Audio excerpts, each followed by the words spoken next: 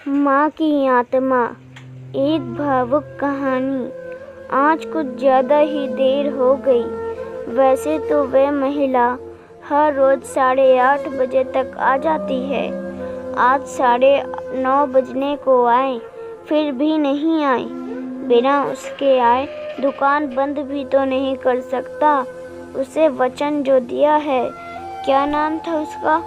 इतने दिनों में उसका नाम भी नहीं पूछा मैंने। ये सब बातें दिनेश के दिमाग में चल रही थी। कुछ दिनों पहले ही तो उसने ये डेयरी शुरू की थी। उसकी ये शॉप ज़्यादा बड़ी नहीं थी, जिसमें वो दूध और बाकी मिल्क प्रोडक्ट्स रखता था। उद्घाटन के दिन ही पहली ग्राहक बन एक महिला उसके शॉप पर आई थी। उसकी गोद में एक छोटा सा लेकिन बहुत ही प्यारा बच्चा था। उसने एक दूध की बोतल ली और दिनेश से बोली, भैया अभी मेरे पास सिर्फ 10 रुपए हैं, बाकी के आपको कल दूँ तो चलेगा? दिनेश ने एक बार उसकी तरफ देखा। गरीब थी बेचारी। गले में मंगलसूत्र नहीं, माथे पर सिंदूर नहीं। शायद पति मर गया होगा बेचारी का। दिनेश ने अंदाज़ा लगाया। पुरानी मैली साड़ी को कई जगह रफू किया हुआ था। माथे से पसीना की बूंदें बह रही थी। फिर उसकी नज़र उस मासूम बच्चे पर गई, जिसके मैले चेहरे पर एक निष्पाप हंसी थी और अभी अभी आए 2 दांत उस हंसी को 4 चांद लगा रहे थे। दिनेश ने उस महिला की तरफ देखा और बोला, कोई बात नहीं बहन, आप मुझे बाद में पैसे दे देना। बड़े समाधान के साथ महिला ने दिनेश की तरफ देखा और बोली, भैया मैं ज़रूर आपको कल पैसे दे दूँगी। यही पास में तो उस दूसरी गली में छोटा सा घर है, वहीं रहती हूँ मैं। दिनेश मुस्कुराते हुए बोला, कोई बात नहीं बहन, कल पैसे ना हो तो भी चलेगा। जब आपके पास पैसे होंगे तब दे देना। फिर वह महिला वहाँ से चली गई। अगले दिन वह महिला पैसे लेकर डेयरी पर आई और पैसे दिनेश को देने लगी। दिनेश ने पैसे लेने से मना किया और बोला, नहीं बहन, मैं यह पैसे नहीं ले सकता, क्योंकि कल आपने मेरी बोहनी की थी और कल मुझे 2000 रुपये का फ़ायदा हुआ। आप मेरे लिए बहुत लक्की साबित हुई, इसीलिए यह पैसे मैं नहीं ले सकता। दिनेश की कही इस बात से उस महिला को बहुत ज़्यादा खुशी हुई, क्योंकि इतने सालों बाद किसी ने उसे पहली बार उसको लक्की कहा था। वरना पति की मौत के बाद तो उसके ससुराल वालों ने उसे पनौती कहकर घर से ही निकाल दिया था। भैया रात को कितने बजे तक आपकी ये शॉप खुली रखते हैं? महिला ने दिनेश से पूछा। 8 बजे बंद कर देता हूँ बहन, दिनेश ने कहा। दिनेश का जवाब सुनकर महिला का चेहरा उदास हो गया। दिनेश को यह समझते देर नहीं लगी। उसने पूछा, कोई समस्या है बहन? अपने बच्चे और अपना पेट पालने के लिए मैं 2 घरों में झाड़ू बर्तन का काम करती हूँ। ये सब काम करके रात को 8:30 बजे घर लौट पाती हूँ। तब तक यहाँ आसपास के सभी दुकान बंद हो जाते हैं और लाचारी से मुझे अपने बच्चे को भूखे पेट ही बहला फुसला कर सुलाना पड़ता है।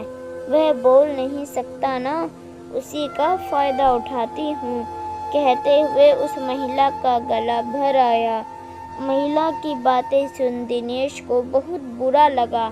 फिर वह बोला, आप चिंता मत कीजिए बहन, बिना आपको दूध की बोतल दिए यह शॉप बंद नहीं होगी, लेकिन मेरी एक शर्त है। अपने आंसू पोंछते हुए महिला ने दिनेश की ओर देखा और पूछा, क्या शर्त है? दिनेश बोला, आप मुझे दूध के पैसे नहीं देंगी।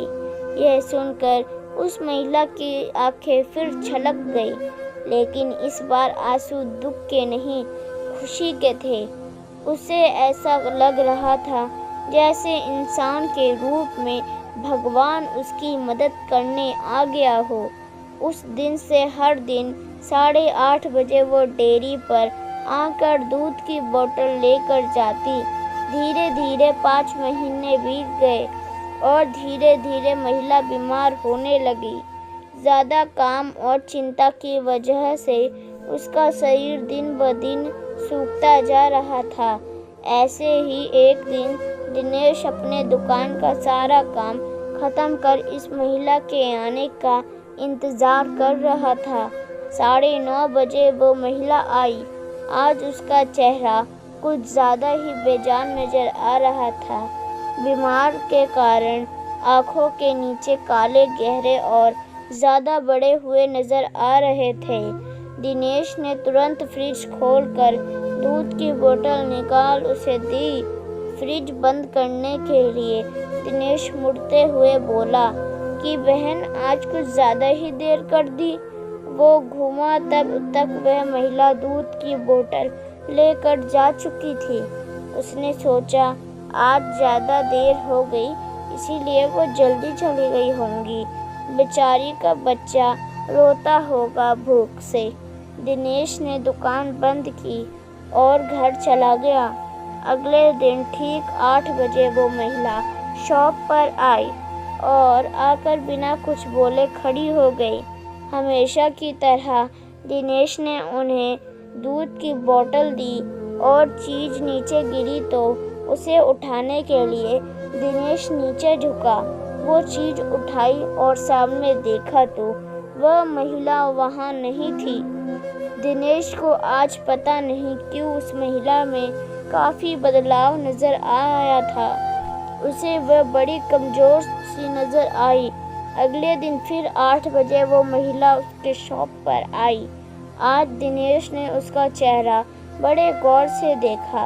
उसका चेहरा सफ़ेद हुआ पड़ा था, मानो उसके चेहरे का तेज कपका चुका था।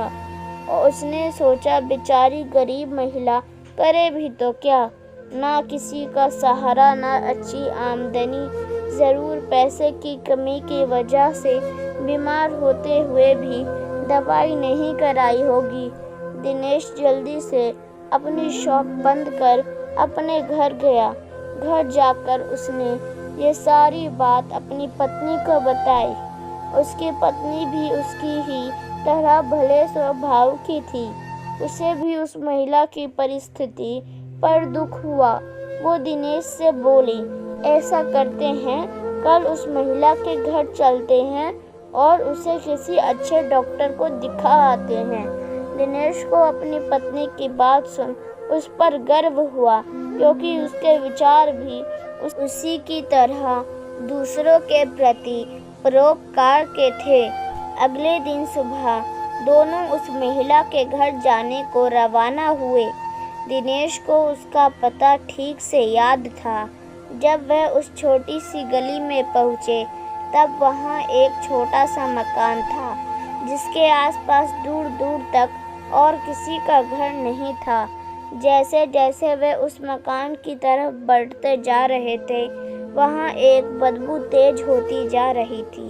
दोनों उस मकान तक पहुँचे और दरवाज़ा खटखटाया ही था कि वो खुल गया और वो बदबू असहनीय रूप से बढ़ गई। फिर भी दोनों अपनी नाक पर कपड़ा रख उस अंधेरे मकान में घुसे, जहाँ बच्चे की खेलने की आवाज़ आ रही थी। दिनेश ने किसी तरह स्विच ढूंढकर मकान की लाइट जलाई और सामने जो दृश्य दोनों ने देखा, वह देखकर दोनों की आंखें फटी की फटी रह गई। उस कमरे में उस मासूम बच्चे की माँ मरी हुई पड़ी थी। उसे देखकर लग रहा था कि वह 3-4 दिन पहले ही अपना देह त्याग चुकी थी, क्योंकि धीरे धीरे उसका शरीर सड़ने लगा था। निर्जीव पड़े उस शरीर की आंखें देखकर लग रहा था जैसे रो रो कर सूख चुकी हों। निर्जीव होते हुए भी उस महिला की दोनों आंखें अपने बेटे को ही देख रही थी।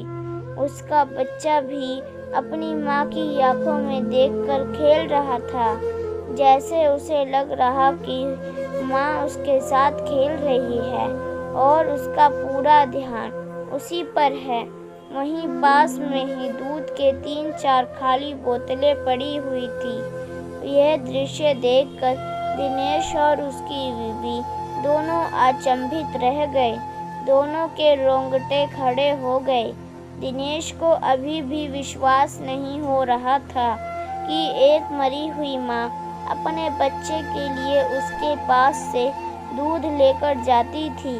दिनेश ने और उसकी बीवी ने उस महिला का विधिवत अंतिम संस्कार किया और उस बच्चे को दिनेश ने अपनी बीवी के हाथों में रखा। उसने भी उस बच्चे को बड़े प्यार से लिया और दोनों ने उस बच्चे को गोद ले लिया।